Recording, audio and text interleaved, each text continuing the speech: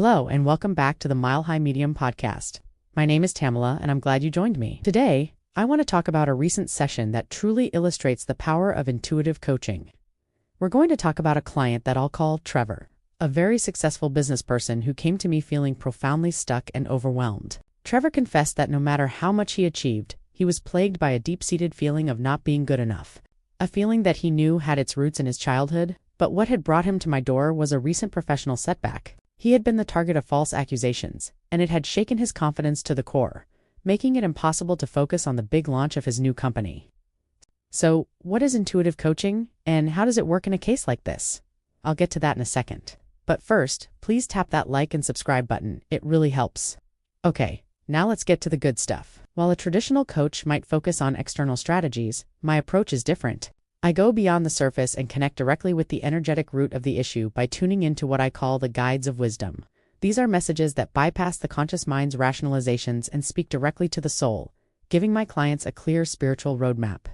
The guidance for Trevor was both incredibly practical and profoundly compassionate. The guides told him, "Trevor, your worth is not a destination that you work your way towards. It is the very ground you stand on. You do not need to earn your value.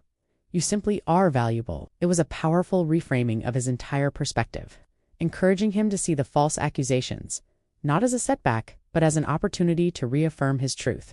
The guides then gave him a clear roadmap for moving forward, a series of actionable steps to help him rebuild his confidence and find his focus. They guided him to do the following.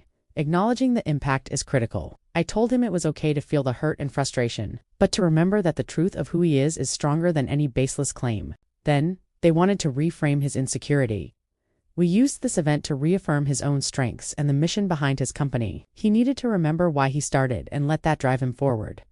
Next, the message was clear. Focus on what you can control. It is that simple. We worked on redirecting his energy away from the noise and toward what he could actually impact, like refining his vision. Then they said, embrace your purpose.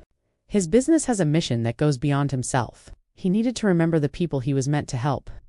Moving on, they said to take small steps to build the momentum. We focused on small, consistent progress and celebrating each win, rather than aiming for perfection. But the most tender and impactful message came when we explored the childhood origins of his insecurities. The guides showed me an image of him as a small child constantly seeking approval.